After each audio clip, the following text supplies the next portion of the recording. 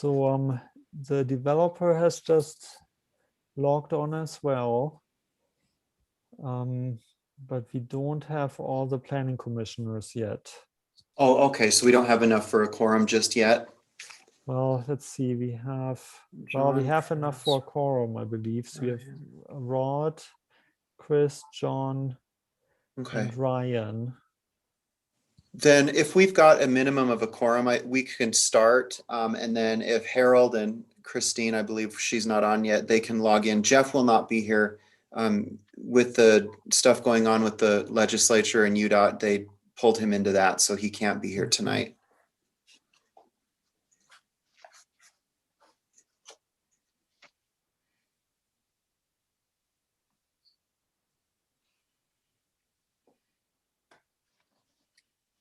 John? Yes. It looks like we have at least a quorum, so we can go ahead and get started. And then as the others join in, they can just come on. All right. Welcome everybody out to the Planning Commission meeting tonight. We're a little bit late getting started because of technical difficulties, but Vinland pulled his magic out of his hat again and got us going. So thank you, Vinland. We appreciate that. Oh, you're welcome. We'll start out. I have to read this notice of electronic meeting by orders of the mayor. In accordance with resolution number 2020-0720R, it has been determined that conducting meetings of the Planning Commission with an anchor location such as the City Council chambers prevents a substantial risk to the health and safety of those who may be present there. The following are facts upon which this determination has been made. Utah has been in a declared state of emergency due to COVID-19 since March 6, 2020. A virus outbreak that has been recognized by the World Health Organization, federal, state, and local leaders as a pandemic. The Centers for Disease Control and Prevention, CDC, has stated that COVID-19 is easily spread from person to person between people who are in close contact with one another through respiratory droplets when an affected person coughs, sneezes, or talks. This virus can also be spread by people who are non-symptomatic. As reported by the Utah Department of Health, reported COVID-19 cases in Utah County continue to rise at a rate higher than reported rates for the state. Federal, state, and local authorities recommend that individuals limit public gatherings, wear face masks, and follow social distancing guidelines. It is difficult to anticipate the number of attendees at any meeting in order to maintain social distancing to comply with state phased guidelines. Further, regardless of the number of attendees, social distancing measures for Planning Commission staff and attendees will be difficult to maintain in the city council chambers. COVID-19 continues to pose an immediate threat to the health, safety, and welfare of American Fork City residents. American Fork City can provide a way for the public to hear or hear and view open portions of Planning Commission meetings and to provide a way to participate in public hearings. For the next 30 days at least, all Planning Commission meetings will be conducted via electronic means. The meetings are broadcast live stream and are available at a later time at americanfork.gov/agenda center. To make a public comment, email comments to Zoom public meeting at afcity.net prior to 5 p.m. of the day of the meeting for the comments to be read into record. Please indicate in the subject line which item your comment refers to. With that, do we have any comments today on the first two items? I don't have any, no. All right, so we'll assume that nobody's called in or sent things in. We'll go from there. The first two items will be discussed jointly. They'll both require separate hearings and separate motions.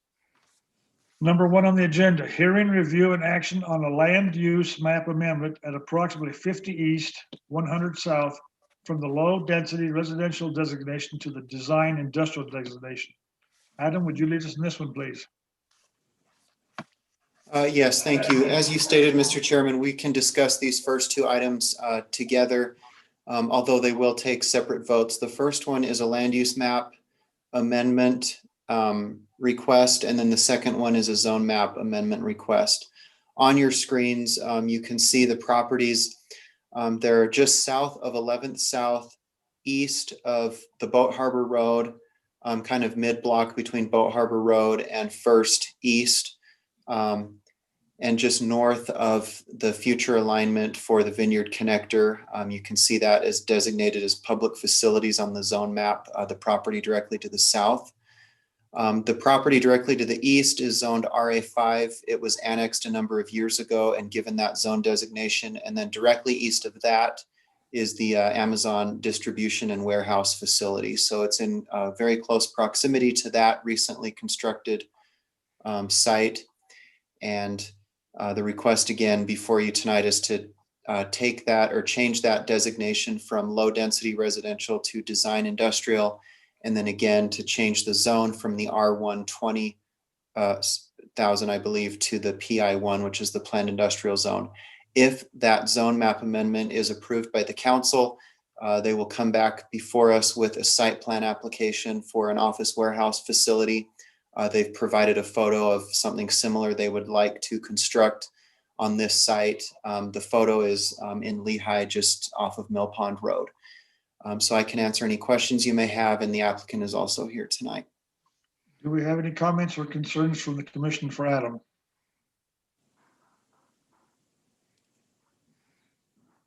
Hearing none, we'll move on.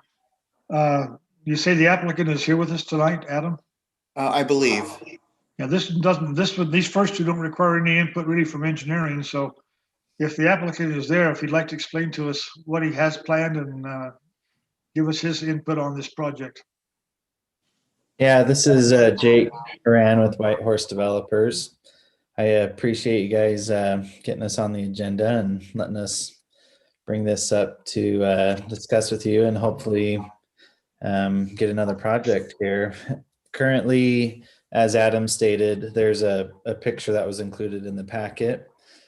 That picture is of our current office location for 3 of the different companies that are kind of sister companies to each other. White Horse Developers, which is our kind of land entitlement and development company. And we've been working closely, obviously, with the city on the Rockwell Ranch project. And we've appreciated working with you guys on that. And then we also have Red Pine Construction, which is our excavation company, and Keystone Construction, which is our home building company. And currently we have all 3 companies here at our Lehigh office. But as we've continued to grow, we've been looking for quite a while to try and locate a new place to build another office. And as we've looked, and we love the location and have thoroughly enjoyed working in American Fork City over the past several years.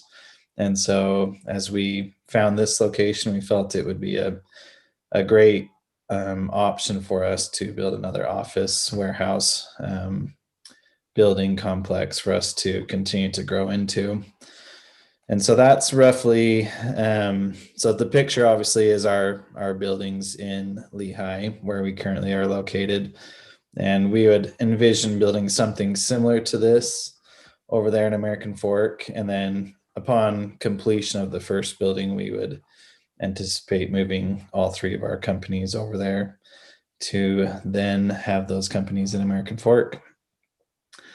So that's kind of what we're proposing and what we would love to do with this site. As Adam said, it's kind of close proximity to Amazon, as well as several other industrial projects down there in that area. So we feel it's a great fit for the that portion of American Fork City.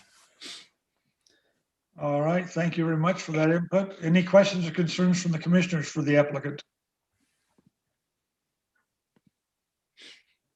Hearing none, these do require a public hearing, but I understand there's no public input, so we'll open the meeting for public hearing, but with no input, we'll close the public hearing.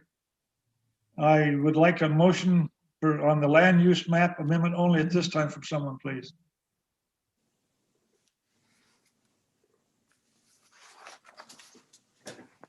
Mr. Chairman, this is Rod. Mr. Chairman, I move that we recommend approval of the land use map amendment. All right, we have a motion from Rod. Do I have a second?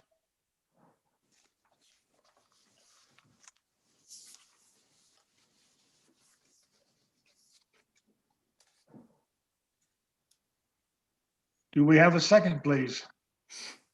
Second, this is Christine. Have a second from Christine. All right, thank you. We have a motion and a second. Do we have any further discussion on the land use map amendment?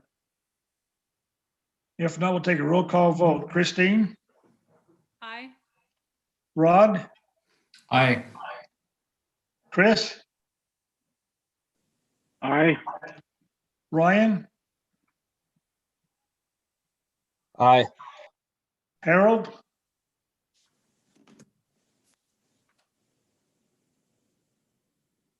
Is Harold with us? It doesn't look like he's on. He's not here? All right. Chairman votes aye also. That gives us 1-2. That gives us 5-0. It passes. All right, we'll open the hearing for the public comment on the zone map amendment portion of the two. We have no comments, so we'll go ahead and close the public hearing. Would ask for a motion on the zone map amendment from someone, please. Mr. Chairman, this is Rod again. I move that we recommend approval of the zone map amendment. All right, thank you. I have a motion from Rod. Do I have a second? Second, Chris. Second from Chris. All right, thank you. Have a motion and a second. Any further discussion on this one? Hearing none, we'll take a roll call vote. Christine,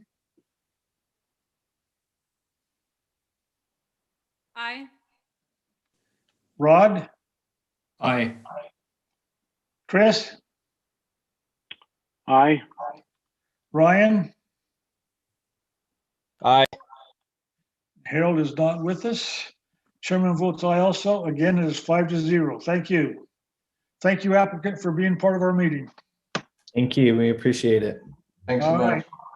Moving on to discussion item only. There'll be no motion taken. This is just to get the heartbeat of the commission on what we've talked about this early in December when we had our joint work session with the city council. It has to do with area and limits of the CC1 zone. So it's a discussion item only. Adam, would you lead us out, please? Yes, thank you, Mr. Chairman. So the map that you see before you, that is the map that we took to the joint work session with City Council. I included in your packet just a copy of the minutes from that meeting. Those of you who were there may remember some of the discussion items. Those of you who are not, really what it's centered on, there was kind of a back and forth. At the time, some city council members and planning commissioners felt that the limits of the CC1 zone should be expanded, and where that expansion would take place. There was discussion back and forth whether or not it should be kind of at the streetscape or, at the front of properties along the street, or kind of in the rear of properties off of the street, in particular for those properties along 100 South. You can see that in between First East and First West, there was some discussion, should the CC1 zone be expanded all the way down to First South, or should it be left where it is and at the rear of those properties? So that was a point of discussion. Additionally, there was discussion on should the large area on the east and south side of Main Street and First East be included in the CC1, or should that remain under the current zone, or two zone designations, the CC2 and the R4 7500. I believe there's a few avenues we can look at this. One is if you feel that the limits of the zone should be expanded or contracted, we can definitely do that. Another avenue is kind of leaving this map in place as a kind of overlay for potential future expansion of the CC1, and these would be the ultimate boundaries of the zone. However, we would wait for property owners to initiate the zone change, as opposed to a city-initiated zone change. That's 95% or 99% of the zone change requests that we process are property owner driven. The city can initiate a zone change, but usually it's done by the property owner. I feel that's better in some instances because we're able to kind of negotiate if we need to. For instance, if we need right of way or some sort of easement, that can be done at the zone change stage if it's property owner initiated. So there's a number of ways to look at it. But yeah, so what you have before you, you could look at it as, is this kind of an overlay and we see this as the ultimate boundaries of the CC1 zone and we're just going to wait for property owners to initiate those zone changes? Or are we going to be proactive and take the approach and start the process of changing the zone on a city-wide scale or a city-initiated scale? So it really just is a discussion. I'd love to know your thoughts, and if there's some consensus tonight, great. If not, we can put it on for another discussion item at our next meeting and continue on. So this is really just open, and where, I'd love to know your thoughts as to where we go with the boundaries of this zone. All right, commissioners, I know we talked about this on the 1st of December, the joint session. And the main concerns them are using the roads for the boundaries or using the backyard lines of the properties that join a major street. And also there was talk about feathering. What's the feelings of the commissioners? Please speak up.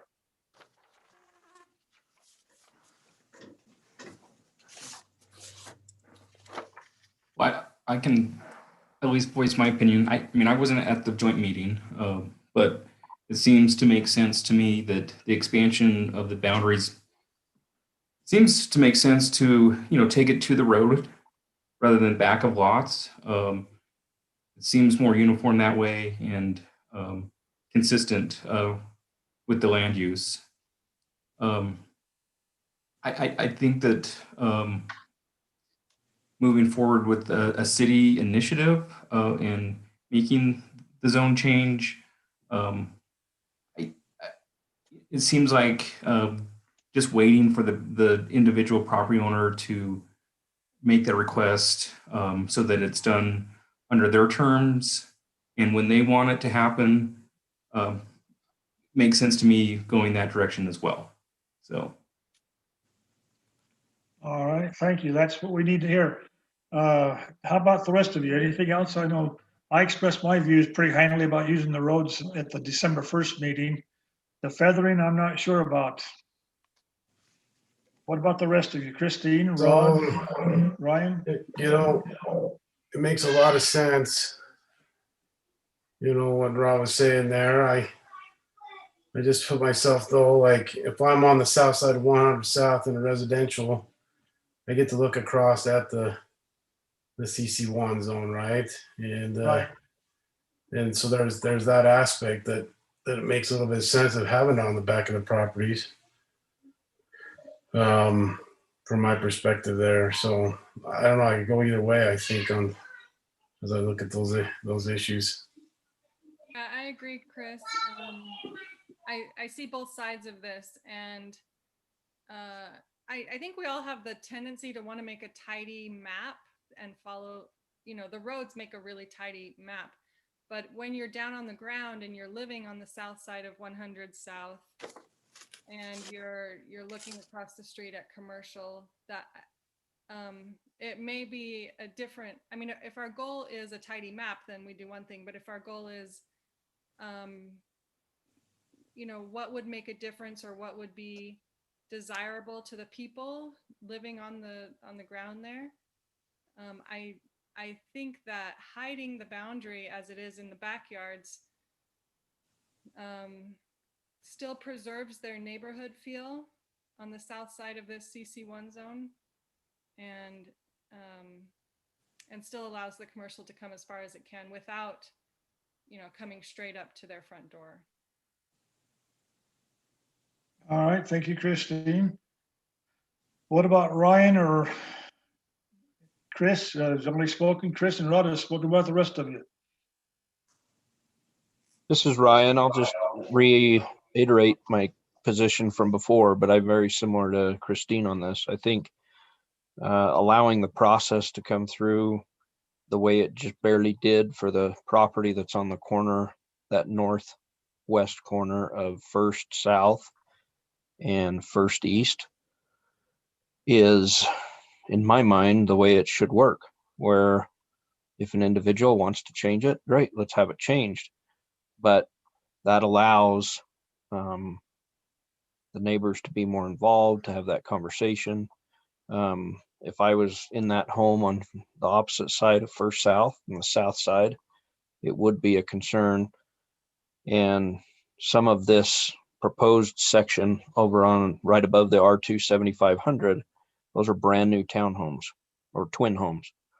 And over to the right of the canal, right down about an inch. There. Oh, yes. Yeah, the Z Act development. Yep. Those are brand new within a couple years, call it. Some of them as recent as last year. And so those aren't, well,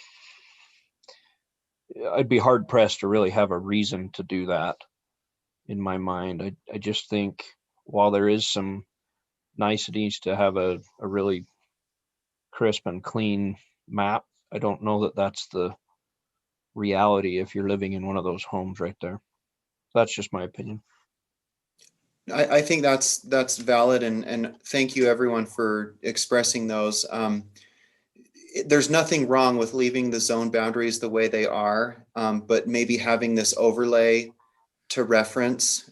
So as properties, potentially would like to change, we can reference this and see whether or not it's kind of within those areas that make sense to perhaps change in the future, but leave it at the property owner's discretion and at their wishes. So there's nothing wrong with that. I mean, I can definitely, if that's the direction we're going to go, I'll run with that.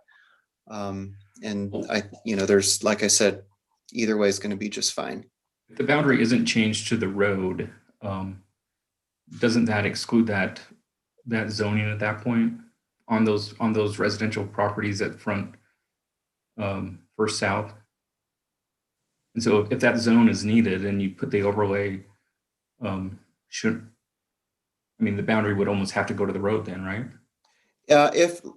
If some of the property owners banded together and wanted to request that change, they could, and then potentially it would go to the road.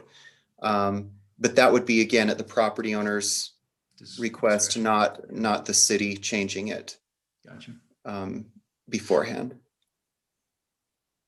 Well, I think it's better to let the property owners decide on their own. It's going to be a little harder to keep track of on one by one items that comes in, but it makes more sense that, it should be up to the property owner which zone he wants to be in. Yeah, I agree with that. What about the feathering aspect? We talked about, high density housing being in here. That housing is already allowed in the CC1 zone, but to make this downtown really work like the city wants it to, we're going to have to include housing. What about the feathering aspect about keeping the, lower structure heights along the edges of the zone rather than, great big tall buildings right at the very edge? So the way the ordinance is, that's not included in there, and that could be discussion for a future change if we wanted to look at that.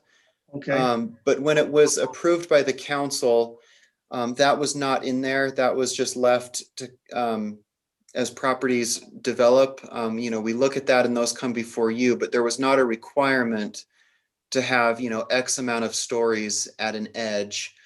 If that's something you feel should be looked at, we can definitely bring that back. As you know, I also sent an email earlier today from a resident that was interested mainly in expanding the requirement for commercial uses on the ground floor to additional streets in the downtown area. Those are something we can look at together. But tonight's discussion really deals with the limits of the zone and what are we comfortable with. It sounds like, to me, I know not everyone agrees 100%, but it sounds like the consensus may be to leave the boundaries where they are, kind of have this overlay referenced if we need to, and then as properties come in to request a change, we kind of leave that to the property owners. That's the message I'm getting, and if I'm wrong, let me know. Do we want to approach the question of changing the CC2 to CC1 and make the entire downtown area CC1? Is that part of this discussion tonight, Adam? No, the CC2 zone largely exists to the west of here, and though the CC2 zone largely encompasses those older homes, many of which have been changed to commercial uses, whether it's a restaurant or a an office or a medical facility. But the CC2 zone was intended to kind of keep, as the character changed from residential to commercial, to kind of keep that historic residential feel and those buildings. That's really the intent of that zone, is to allow those older residential homes to remain, be converted to to commercial uses, but keep that feel on the west side of Main Street as you're moving out towards I-15. Okay. What more do we need to decide? Where does this go from here? Once we discuss this, does it go back to city council for their input too, or what? What I'll do is I'll talk with the mayor and the city administrator, let them know kind of what the consensus was for the planning commission. There's no official motion needed, especially not tonight because it wasn't agended as such.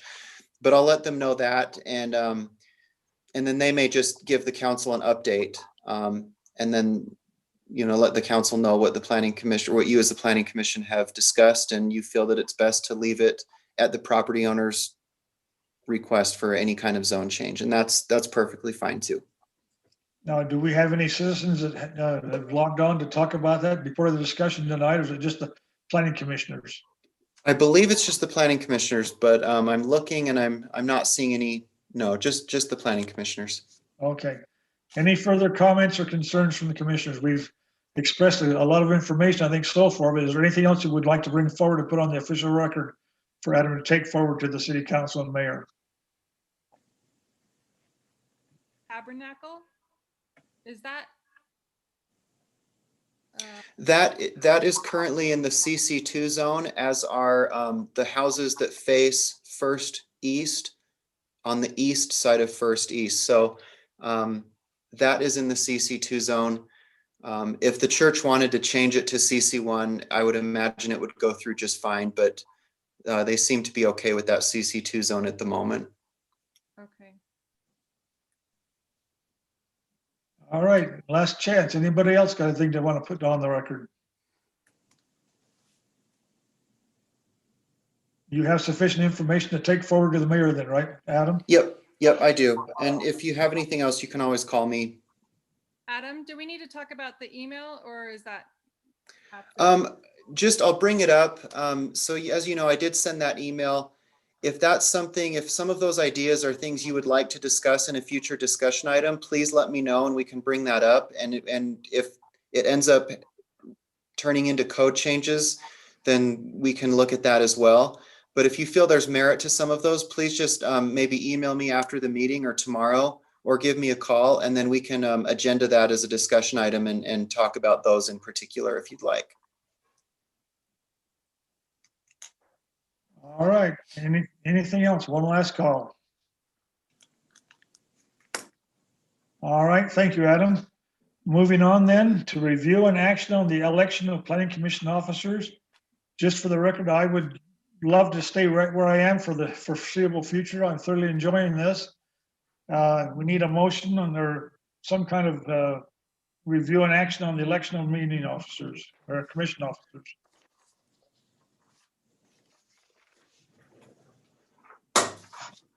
Christine, I can see your mouth moving, but I can't hear you. Can't hear me? Can you? Just barely. Yeah, Just now barely. we can, yes. I move that we keep the chairman as it is currently. And vice chair also? Yes. Just want to make sure we got everybody covered. All right, we have a motion to keep the chairman and co-chairman as presently constituted. We'll take a roll call vote on that. Christine? Do we have a second to that real quick? Oh, sorry about that. We need a second. I'm sorry. Thank you, Adam. Chris, I heard a yes, but I don't know who it was. Chris, I second. Okay, Chris, all All right. right, thank you, Chris. Thank you, Adam, for keeping me online here. It's been one of those kind of days that everything's blending together eventually. It's all right. It's about my bedtime. What can I say? All right, we have a motion and a second. Take a roll call vote. Christine? Aye. Okay, Rod? Absolutely. Aye. Okay. Chris? Aye. Ryan? Aye. Chairman votes aye also. It's unanimous, 5-0. Thank you, everybody. I have to say, I didn't mean to, I was trying to make a motion just for the chairman. I didn't realize I was going to be including myself as well. That's kind of awkward, sorry. Well, yeah, it's That's kind okay. of awkward, but they kind of go together. I mean, you're stuck with me and I'm stuck with you, so let's make the best of it. What can we say? All I right, just- thank you. Yes, If I Adam? could Harold just- on. I just wanted to make a quick comment.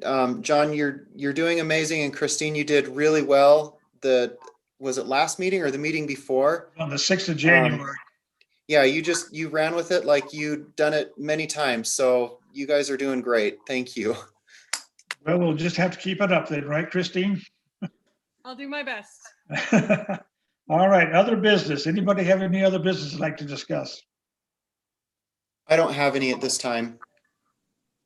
Any other business from the commissioners? There is other business in the packet on page 27. The meeting schedule. I never got that in my packet. It's pretty simple. If you look at the screen, this is the annual notice of meetings that the city recorder sends out. It also includes the planning commission meetings. You're right here. So this is when our meetings are going to be, unless you decide to cancel a meeting or two. You'll see that there is a couple of months again where the meetings shift. In September, for example, we are meeting on the 8th and the 22nd, and the same in December. If we have all the meetings, it would also be on the 8th. And if there's a second meeting, it would be on the 22nd. Is there any chance of getting that schedule placed in the monthly newspaper item that comes out with the water bill each month? I know they always have the city council listed, but they never say anything about when our meetings are held. Yeah, we can definitely have that published in there. That's not a problem. I would assume, citizens would be involved in both meetings possibly. They probably ought to know about when we meet our meetings too, just to make sure. Yeah. And John, I'm making a note of that.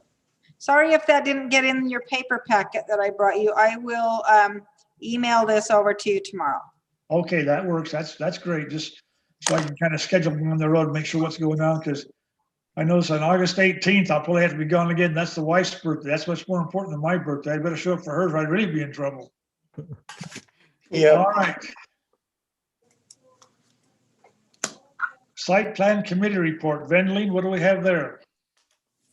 I'll pull up the draft agenda, and it's going to be a pretty light meeting.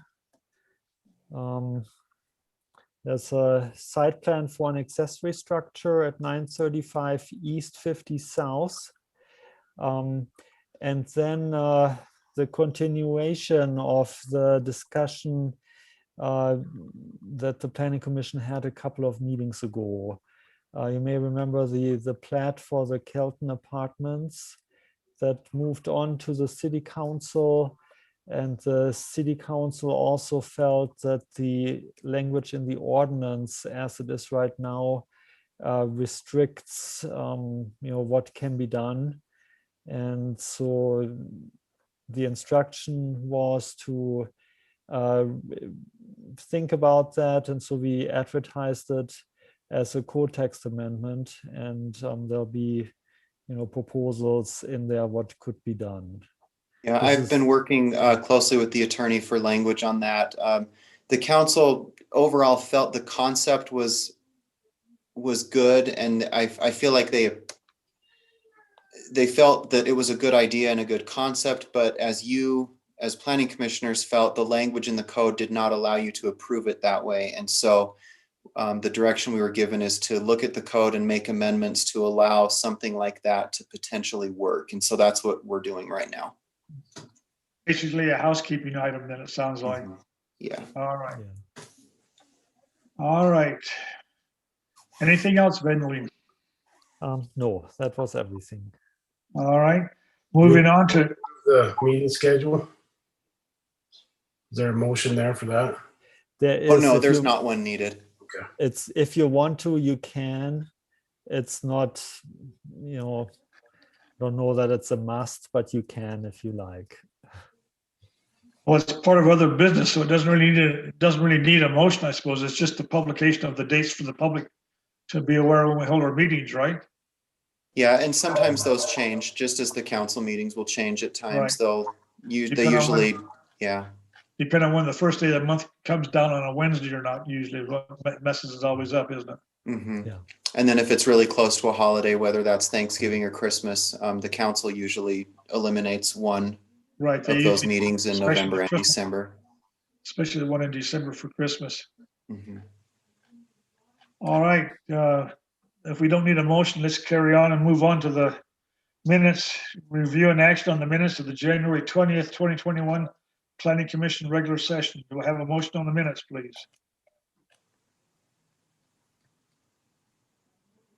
Mr. Chairman, I move to approve the minutes of the January 20th, 2021 Planning Commission meeting. And that was Ryan? It was Chris. Chris, all right. You guys all sound quite a bit alike. All right, we have a motion from Chris. Do I have a second?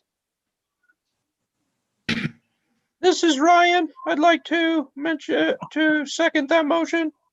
You're taking over Harold's part of the meeting, huh? All right, we have a motion from Chris and a second from Ryan.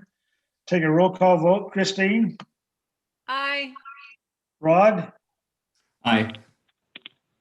Chris, Aye. Ryan, Aye. and the chairman votes aye also. So it's unanimous, 2, 4, 5, 5-0. All right, need a motion for adjournment. Ryan, move to adjourn. Okay, have a motion from Ryan. Do I have a second? Second, Chris. Chris is second. Have a motion and a second. All those in favor, say aye. Aye. Aye. Aye. All right, we are adjourned. Thank you much, folks. One more meeting down the drain. Thank you. See you guys. Thank you. Have a nice Have a good night, evening. everybody. Good night.